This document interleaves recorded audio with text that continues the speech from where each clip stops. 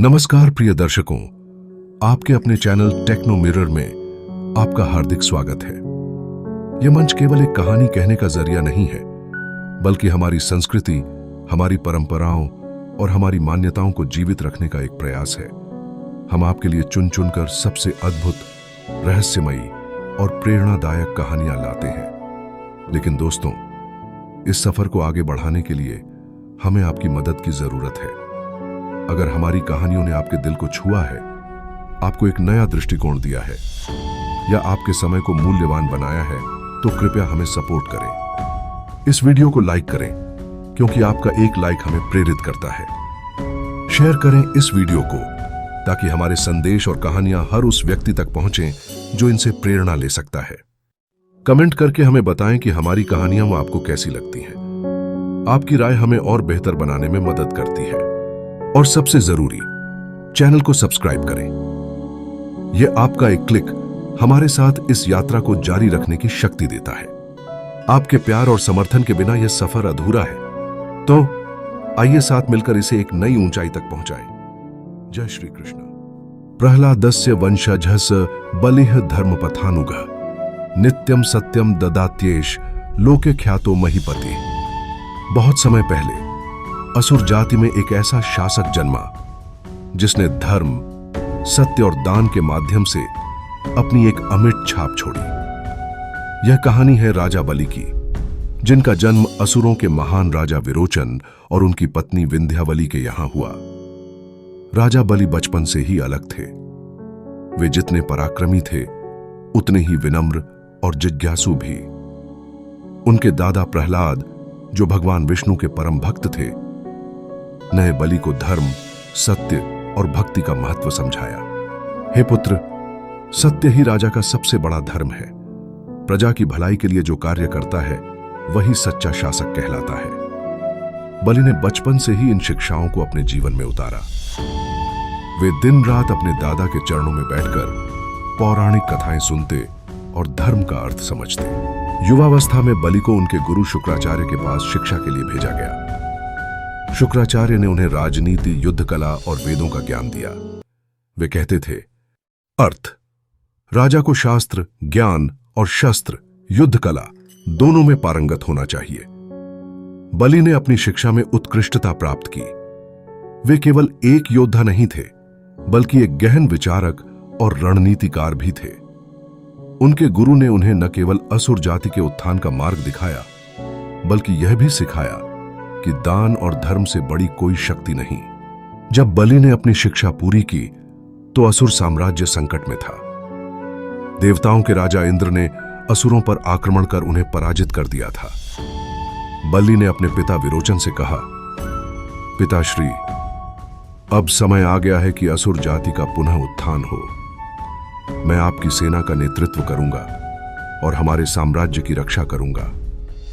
बलि को युवराज घोषित किया गया और उन्होंने अपने पहले युद्ध में अद्वितीय पराक्रम दिखाया। उनकी वीरता और कुशल रणनीति के कारण असुरों ने देवताओं को पराजित कर दिया और अपने क्षेत्र को पुनः स्थापित किया।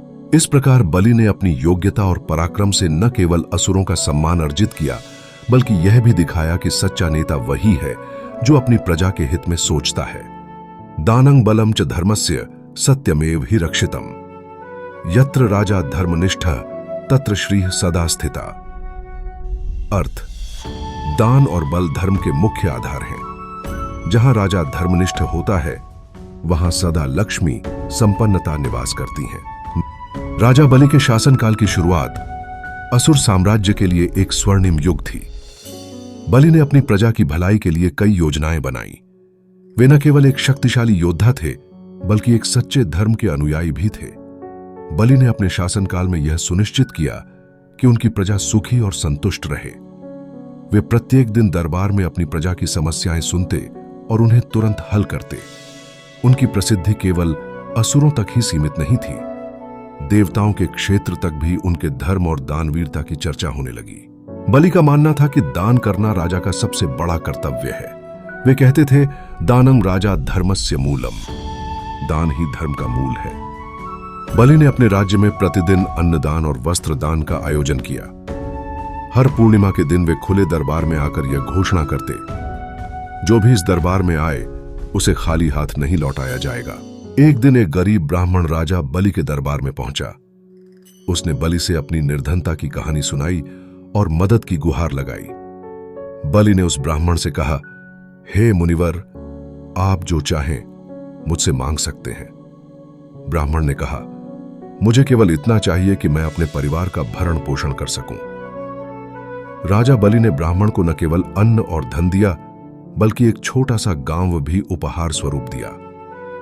ब्राह्मण ने प्रसन्न होकर आशीर्वाद दिया, धर्म स्थापनाय बलि सदा यशस्वी भव। बलि का धर्म केवल दान तक सीमित नहीं था, उन्होंने अपने राज्य में न्याय की स्थापना की। एक बार उनके दरबार में दो व्यापारियों के बीच विवाद हुआ। बलि ने दोनों की बात सुनी और निर्णय लिया कि सत्य किसके पक्ष में है।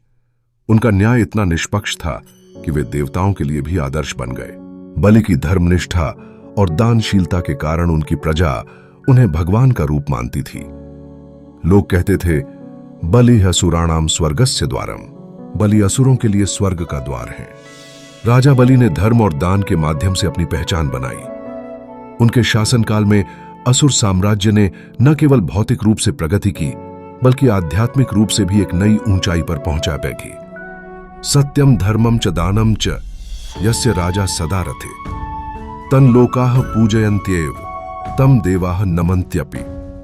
जो राजा सत्य, धर्म और दान में सदा रत रहता है, उसकी पूजा लोग करते हैं और देवता भी नमन करते हैं। राजा बलि के राज्य में हर ओर समृद्धि का वातावरण था।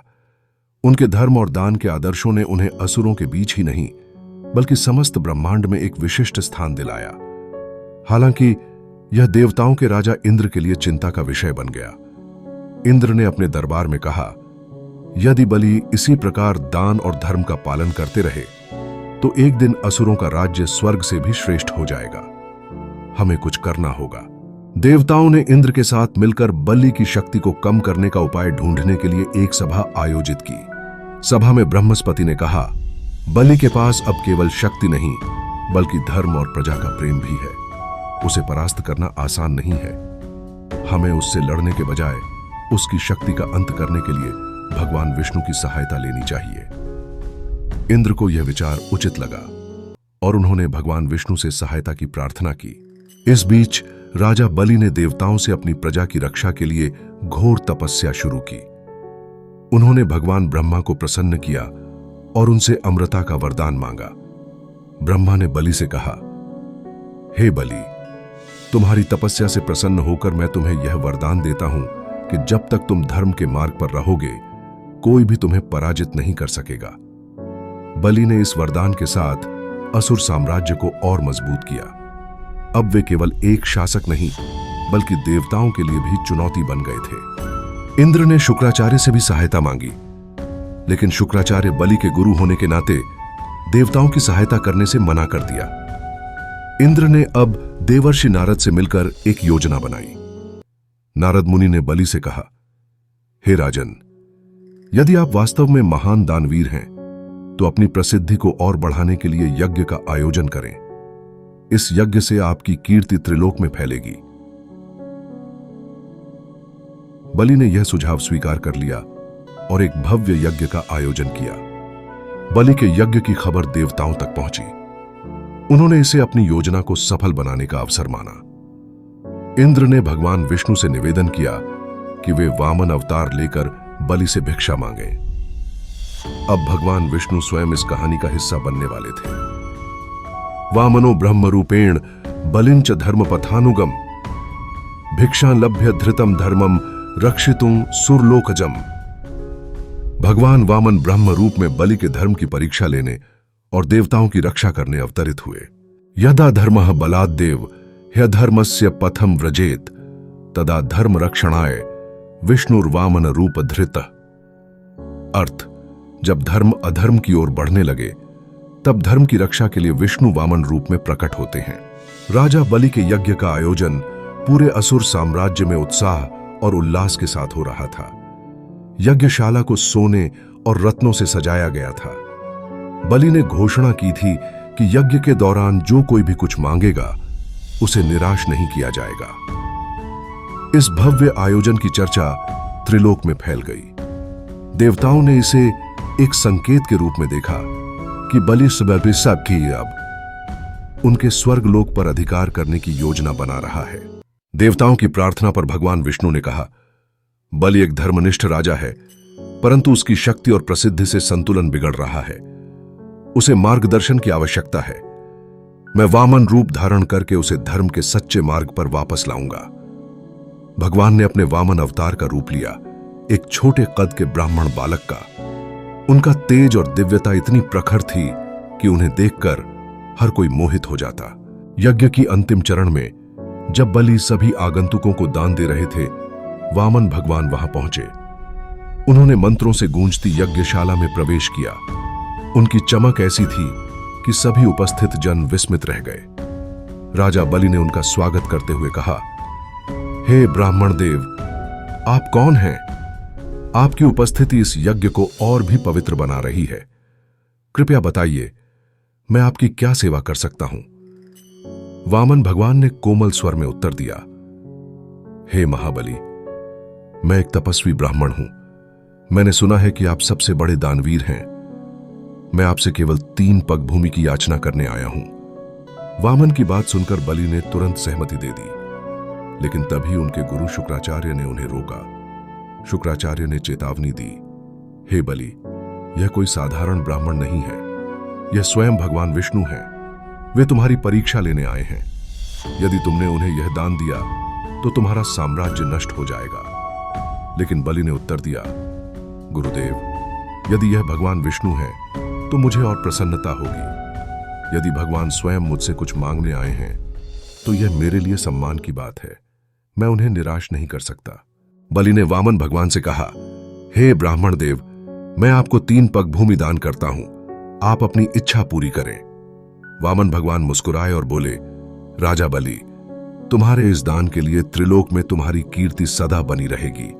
अब मैं अपना वरदान स्वीकार करता हूं। वामन भगवान ने अपनी दिव्य शक्ति प्रकट की और अपना रूप विशाल कर लिया।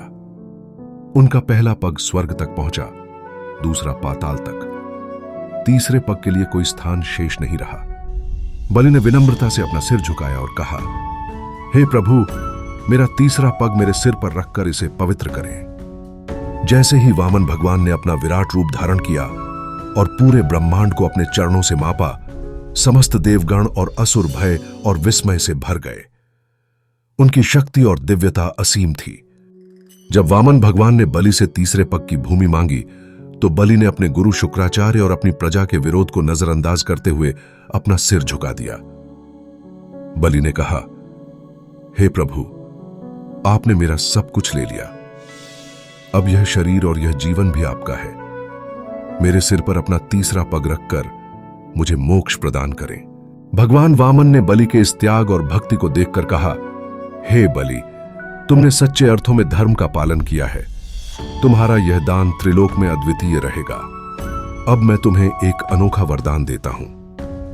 देवताओं और असुरों के बीच शांति स्थापित करने के लिए भगवान विष्णु ने घोषणा की, राजा बलि, तुम अपनी भक्ति और दान के कारण पाताल लोक के स्वामी बनोगे। तुम्हारा राज्य वहां सदा के लिए सुरक्षित रहेगा और मैं स्वयं तुम्हारी रक्षा के लिए तुम्हारे द्वारपाल के रूप में वहां उपस्थित रहूंगा। गुरु शुक्राचार्य, जो पहले बलि को रोकने का प्रयास कर रहे थे, अब उनकी प्रशंसा करते हुए बोले, हे बलि, तुम्हारा यह बलिदान तुम्हें अमर कीर्ति देगा। धर्म के प्रति तुम्हारी यह निष्ठा असुर कुल का गौरव है।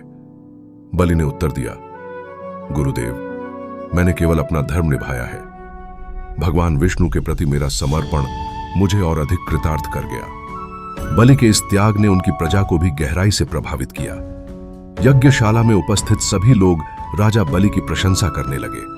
उनकी प्रजा ने कहा, हमारे राजा ने हमें सिखाया है कि सच्चा शासक वही होता है जो अपने कर्तव्यों और धर्म के लिए सब कुछ न्योछावर कर सके। वामन भगवान ने बलि को गले लगाते हुए कहा, तुम्हारा यह त्याग और धर्म पर चलने की प्रवृत्ति सृष्टि के लिए एक प्रेरणा बनेगी। जब भी त्रिलोक में धर्म की आवश्यकता होगी, तुम्हारा यह उदाहरण स्मरण किया जाएगा। इसके बाद भगवान वामन अपने दिव्य रूप में वापस लौट आए।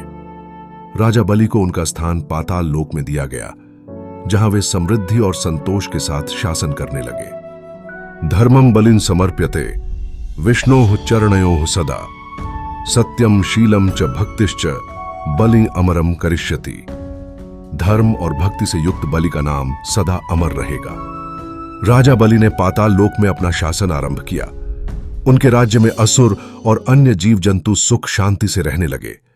बलि ने अपने शासन में धर्म और न्याय को प्राथमिकता दी। वे अपनी प्रजा के लिए एक आदर्श शासक बन गए। उनकी प्रजा उन्हें भगवान का रूप मानने लगी। पाताल लोक में बलि ने घोषणा की, मैं अपने त्याग और समर्पण के कारण भगवान विष्णु के सान्निध्य में हूं। मेरी प्रजा का कल्याण ही अब मेरा उद्देश्य है। भगवान विष्णु ने अपने वचन के अनुसार पाताल लोक में राजा बलि के द्वारपाल के रूप में स्थान ग्रहण किया। उनके इस कृत्य ने त्रिलोक में यह संदेश दिया कि धर्म और भक्ति से भगवान स्वयं आपके सहायक बन जाते हैं। एक दिन बलि ने भगवान विष्णु से पूछा, हे प्रभु, आपने मेरे त्याग को स्वीकार कर मुझे धन्य किया, परंतु क्या मेरा यह त्याग सृष्टि में धर्म का कोई स्थायी संदेश देगा? भगवान विष्णु मुस्कुराए और बोले, हे बलि, तुम्हारा त्याग और भक्ति त्रिलोक में अमर गाथा के रूप में गाया जाएगा। हर युग में जब धर्म का ह्रास होगा, तब तुम्हारा उदाहरण लोगों को प्रेरणा देगा। बलि के समर्पण और विष्णु के द्वारपाल बनने से देवताओं और असुरों के बीच का संतुलन बहाल हो गया। देवताओं ने बलि के त्याग की प्रशंसा करते हुए कहा, बलि न केवल असुरों के राजा हैं, बल्कि धर्म और त्याग के आदर्श भी हैं। इंद्र, जो पहले बलि से ईर्ष्या करते थे, अब उनके प्रति आदर भाव रखते थे। उन्होंने कहा, बलि ने जो किया वह कोई साधारण शासक नहीं कर सकता। उनके त्याग ने हमें भी धर्म के महत्व का पाठ पढ़ाया। भगवान विष्णु ने घोषणा की, हर वर्ष पृथ्वी पर बलि का त्याग और भक्ति बलि प्रतिपदा के दिन स्मरण किया जाएगा। यह दिन लोगों को धर्म, त्याग और भक्ति का महत्व सिखाएगा। इस घोषणा से बलि अमर हो गए। उनके त्याग की गाथा पृथ्वी, स्वर्ग और पाताल में सदा के लिए गूंजने लगी। बलि की कहानी से यह स्पष्ट होता है कि सच्चा धर्म केवल अधिकार या शक्ति में नहीं, बल्कि त्याग और समर्पण में निहित है। यह कहानी यह भी सिखाती है कि जो भगवान के प्रति समर्पण करता है, उसे सदा उनकी कृपा प्राप्त होती है। त्यागात् धर्मः प्रतिष्ठते भक्त्या विष्णुर्वरं ददात्, संसारं त्यज्य सत्यम यह स एव मुक्तिमर्हति। राजा बलि ने धर्म का मार्ग प्रकट किया और भगवान विष्णु उनके द्वारपाल बनकर त्रिलोक को धर्म से युक्त किया। राजा बलि की यह कहानी हमें सिखाती है कि सच्चा त्याग और भक्ति केवल हमें दिव्यता प्रदान नहीं करती, बल्कि सृष्टि के लिए प्रेरणा का स्रोत बनती है।